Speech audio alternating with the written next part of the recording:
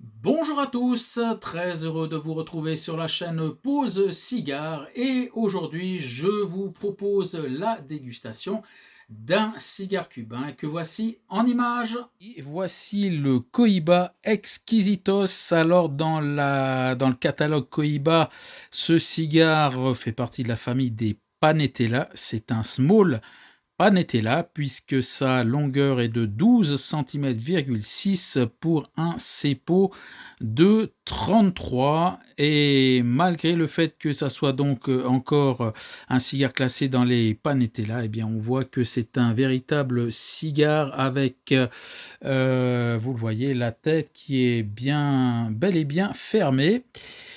Ce cigare est en cave depuis octobre 2021, donc cela fait 3 ans tout juste, et il avait été acheté tout de même 17 francs 20 suisses pour un cigare d'une telle dimension, alors qu'à l'époque, eh bien, il n'y avait pas encore eu la hausse des prix chez Cohiba. C'est quand même déjà assez fort de café, mais enfin, toujours est-il que voilà, ce sont les prix de Cohiba, même à l'époque, ils étaient quand même relativement élevés. Voilà ce que l'on peut dire. Un petit coup d'œil sur le pied également, et on voit que c'est, semble-t-il, une assez belle construction, quelques nervures là sur la surface de la cape, et on se retrouve tout de suite. Voilà, je vous retrouve pour cette dégustation, mais avant d'attaquer donc à proprement parler l'approche de ce cigare, eh bien juste un petit aparté, erratum, une petite erreur, et je remercie un de mes abonnés, Razvan, qui m'a laissé un petit commentaire sur la dernière vidéo en précisant que effectivement Ashton ne fait pas partie du groupe Davidoff. Je ne sais pas pourquoi je m'étais mis ça en tête. Je m'en étais rendu compte après en ayant vérifié. J'aurais mieux fait de le vérifier avant, mais enfin voilà, c'est pas une erreur gravissime, hein, on s'entend. Ce sont deux marques de la République dominicaine, mais Ashton a bien sa propre fabrique et ne fait pas partie du groupe Davidoff. Je rebondis juste sur Davidoff au niveau de l'actualité pour vous dire, vous l'avez peut-être vu sur internet, cette semaine a été présentée en avant-première sur pas mal de sites dédiés aux cigares le nouveau cigare édition limitée année du Serpent 2025, et apparemment ça sera un format intéressant puisqu'il s'agira d'un Lancero. À part ça, j'ai vu, alors ça c'est plutôt pour les bourses bien remplies, qu'apparemment Davidoff va sortir un peu le méga, j'allais dire, comment dire ça, le méga humidor, je sais pas, enfin le méga pack, puisqu'apparemment ils vont proposer un espèce d'humidor assez conséquent qui va regrouper toutes les années d'édition limitée, avec toutes donc les années classées par année par animaux, puisque ça part du serpent. Donc là on recommence un cycle si vous voulez. Il y a eu le serpent 2013 je crois, faudra vérifier, avec toute la série qui s'est terminée avec l'année du dragon 2024 cette année. Et donc Davidoff, semblerait-il, va proposer un espèce de package avec les 12, avec 12 boîtes des 12 années. Alors je ne vous dis pas le prix, ça va certainement afficher dans les 5, 6, 7 000 francs suisses ou euros, mais enfin voilà, c'était juste une petite parenthèse parce que c'est pas forcément très courant qu'une marque sort ce genre de produit, et évidemment il ne sera pas accessible à tout le monde, ça c'est clair. Et évidemment, en tout cas pour ma part, je vous dis que inutile, je même pas, c'est même pas une question, on fera l'impasse de toute façon. On essaiera plutôt d'avoir un ou deux Lancero de l'année du Serpent 2025, surtout que c'est un format qui m'est pas insensible. Voilà, alors on revient au cigare du jour. Autant dire que la dégustation sera relativement rapide avec ce Cohiba Exquisitos, puisque comme je vous l'ai dit, il fait partie encore de la famille des Panetella. Sur la chaîne, c'est vrai que je vous ai déjà présenté les deux autres, hein, le Cohiba Short et puis le Panetella qui fait 11 cm et un ring de 26 ou 28, je sais pas. Donc celui-là est quand même un peu plus conséquent, 1 cm de long avec un CEPO de 33 et on sent qu'on a un peu plus de matière quand même dans les mains. Et comme je vous le disais, c'est un vrai cigare avec une tête qu'il va falloir couper et que l'on va faire tout de suite avant tout de même de sentir le pied. Vraiment très doux, bois précieux, du cèdre à plein nez, vraiment. Enfin, quand je dis à plein nez, ça vient relativement finement tout de même. Hein, ça prend pas, c'est pas envahissant, mais disons que c'est le seul parfum qui arrive et qui est assez évident. Alors, on va couper cette toute petite tête. Un cigare, je vous l'ai dit, que j'ai depuis 3 ans en cave, depuis octobre 2021. Voilà. Ça peut toujours évidemment influencer les dégustations, comme la vidéo de la précédente avec le Ashton Heritage qui avait plus de 2 ans de cave sauf erreur. Et ben c'est clair que ça joue hein, entre un cigare que vous fumez en l'ayant acheté directement en sortant de la civette ou si vous l'avez fait maturer plusieurs mois voire plusieurs années, comme c'est mon cas en tout cas dans les caves. Alors c'est sûr que ça va changer évidemment la dégustation. Alors le tirage accru. Alors je dirais serré à la cubaine. Hein.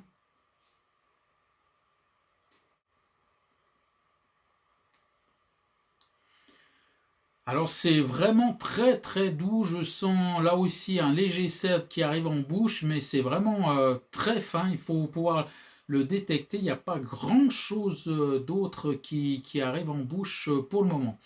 Alors on va l'allumer. On est en intérieur, allumette. Et pour le coup là, certainement qu'il faudra qu'une seule allumette. On verra. Et c'est parti donc pour ce Cohiba Exquisitos.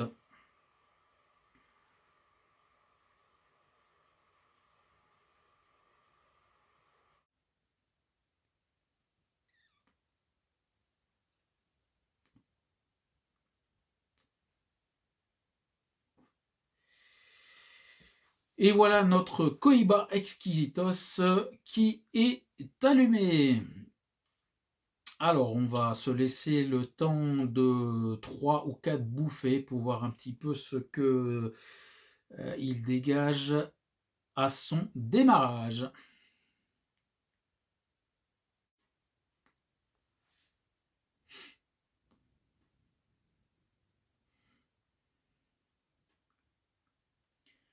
Alors, démarrage assez doux, très très agréable. On est en plein dans le cèdre également. Pas grand chose d'autre. Un petit fond expresso peut-être. Pour le moment, c'est pas, je détecte pas grand chose d'autre. Alors vu la taille, à mon avis, je vais certainement le subdiviser en 2 et pas en 3 tiers, à moins qu'il y ait vraiment une évolution en 3 parties. Pour autant qu'il y ait une évolution, mais à mon avis, je vais plutôt aller jusqu'à la moitié, voir un petit peu ce qui donne. Quand même, quand je vois la taille du cigare et que je me dis qu'il avait été acheté 17 francs 20, on commence quand même à approcher les prix de certains cigares Davidoff.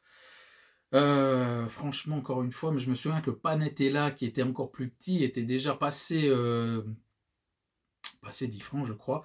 Donc vraiment, Cohiba se fait payer et je vous raconte même pas les prix actuellement, mais enfin ça, c'est une autre histoire. Voilà, j'ai oublié de vous préciser que ce cigare avait été commercialisé, lancé par Cohiba à partir de 1989. Voilà, et je ne reviens pas sur l'histoire de Cohiba que je vous avais quelque peu relatée à l'occasion de la toute première vidéo donc faite sur Cohiba, qui était le Cohiba Short. Voilà.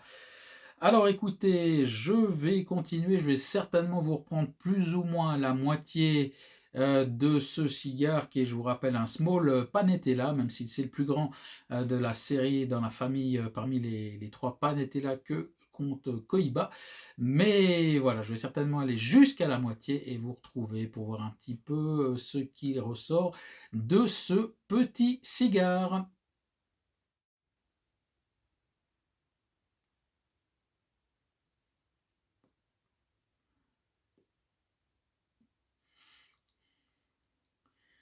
J'arrive tout doucement à la moitié de ce cigare. J'ai oublié de vous préciser qu'il est fait à la main, comme le Panetella d'ailleurs. Donc ça ne doit pas être une mince affaire de confectionner ce genre de petits cigares à la main. Je vous prie de le croire. Et puis, alors juste pour la précision et pour les experts, sa Vitola de Galera est un Ceoane. Voilà, c'est un nom que l'on n'entend pas souvent, Ceoane, ou plus communément, donc sa Vitola de vente de Salida, Vitola de Salida, c'est un small Panatella, comme vous l'avais dit. Alors, ce qu'on peut dire, c'est que, si ce n'est que c'est un vrai cigare dans le sens où il faut prendre son temps. Si vous y allez trop vite, on serait tenté d'aller trop vite en se disant, voilà, c'est un cigarillo, allez hop. Attention, ce n'est pas un cigarillo. Et puis, souvent, comme on le voit sur les cigares qui ont des petits modules, eh bien, les saveurs sont encore plus concentrées, donc il faut encore prendre plus son temps parce que sinon eh bien, vous risquez de passer à côté et c'est le cas avec ce Cohiba Exquisitos. Il faut y aller doucement finalement comme un cigare fin qu'il est précisément pour pouvoir l'apprécier, même si pour le moment je dois dire qu'il est assez linéaire. Alors, au niveau de la construction, rien à dire, hein, il y a heureusement encore qu'il n'y a pas de décalage de combustion sur un CEPO pareil. Donc tout se passe bien à ce niveau-là, au niveau de la construction, rien à dire. On sentait qu'il était assez bien rempli, je ne vous l'ai pas dit en introduction au niveau du toucher, mais c'était vraiment un toucher homogène, sans point dur, point mou, encore une fois, encore heureux sur ce genre de petits cigares. Et puis sinon, on est sur un registre boisé, j'ai envie de dire boisé profond, même légèrement torréfié, donc un joli cèdre, mais bien profond, qui vient taquiner un petit peu des accents torréfiés. Donc il est vraiment très très agréable. À part ça, un léger fond de café, un léger fond aussi terreux, je dirais, mais c'est vraiment le cèdre qui domine. Le tout dans une certaine douceur. Encore une fois, si on le fume au rythme adéquat, c'est-à-dire un rythme finalement comme un autre cigare, à savoir une bouffée toutes les 45 secondes, une minute. Là, ça fait bien plus d'une minute d'ailleurs que je n'ai pas pris de bouffée et c'est très bien ainsi. Et vous l'avez vu, un joli volume de fumée également.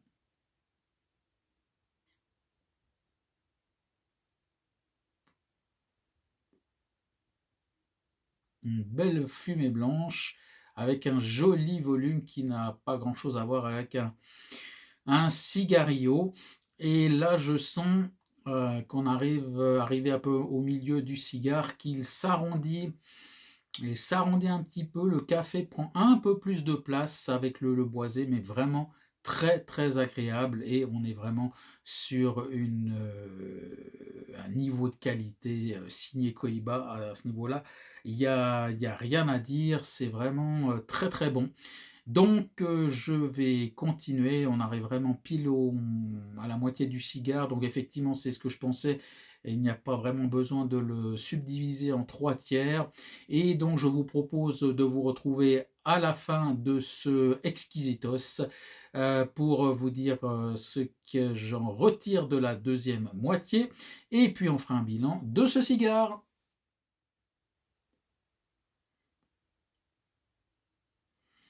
J'arrive tout doucement à la fin du cigare, vous voyez ce qu'il en reste. Alors, il ne chauffe pas, premier point d'observation. Là, on arrive quand même tout doucement à la fin, il ne chauffe pas.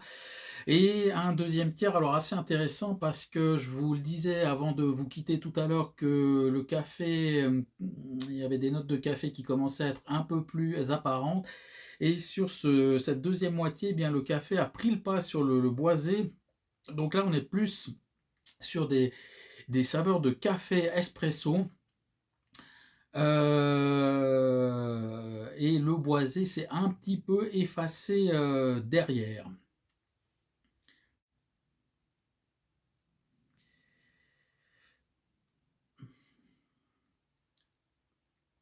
Alors vous le voyez, une fumée qui est assez lourde aussi et puis, je signale que sur cette deuxième moitié, j'ai eu un peu une montée de nicotine à un moment donné. J'ai procédé à un dégazage à froid, c'est-à-dire donc sans briquet, mais un dégazage tout de même qui lui a vraiment fait du bien. J'ai retrouvé un goût beaucoup plus rond sur ce cigare.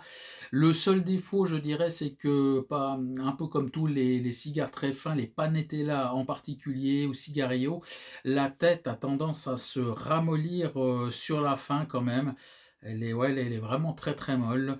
Mais voilà, si je devais donner un petit point négatif, ce serait, le seul. Alors, encore une petite bouffée et on va passer au bilan.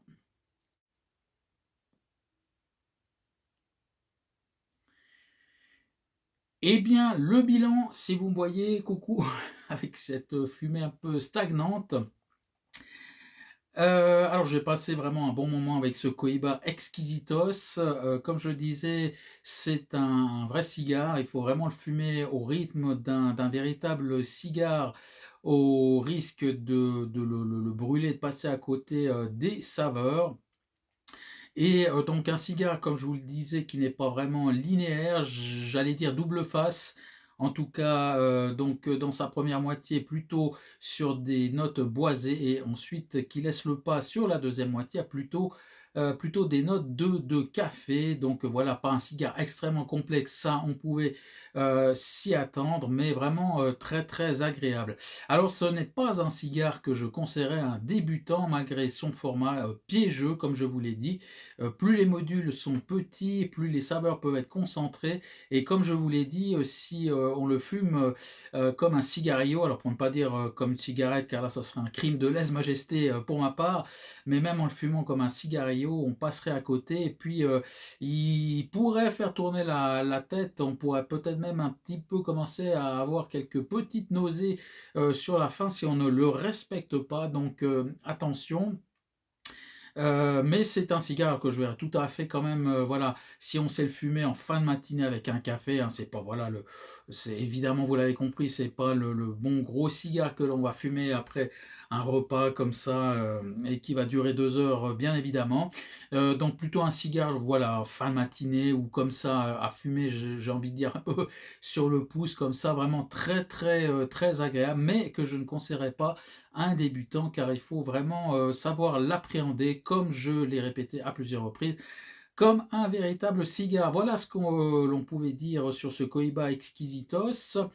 Je suis content d'arriver un peu au bout de cette petite trilogie des petits Cohiba, car sur la chaîne, je n'ai encore pas présenté de véritables cigares Cohiba. Ça viendra, c'est le dernier, et forcément, obligatoirement, le prochain Cohiba présenté sur la chaîne sera un vrai bon gros cigare, j'ai envie de dire. Je ne sais pas, même si c'est le Siglo 1, il est quand même, même si c'est un petit Corona, sauf erreur, le Siglo 1, il est quand même d'une taille respectable, qu'il a, pour le coup, on est en présence quand même d'un vrai cigare dans son apparence, puisque celui-là est un petit peu entre deux, c'est quand même une forme hybride. Voilà ce que je voulais vous dire. Et puis sachez, j'en ai parlé lors de ma vidéo précédente concernant le Ashton. La vidéo qui suivra est déjà en fait pliée, elle est déjà dans les cartons. C'était une vidéo que j'avais tournée en juillet de cette année, donc, et c'était un AVO, une série limitée que je vous publierai certainement assez rapidement après celui-ci. Et puis bien nous on se retrouvera donc à part donc cette vidéo de juillet 2024 que je vais vous publier d'ici quelques jours ou 1 à 2 semaines à tout casser. Eh bien on se retrouvera pour ça va, pour le coup, ce sera de nouveau un cigare cubain dans quelques semaines, je pense, on verra. Et d'ici là, eh bien, comme d'habitude, portez-vous bien, profitez bien de vos dégustations de cigares, et je vous dis à la prochaine.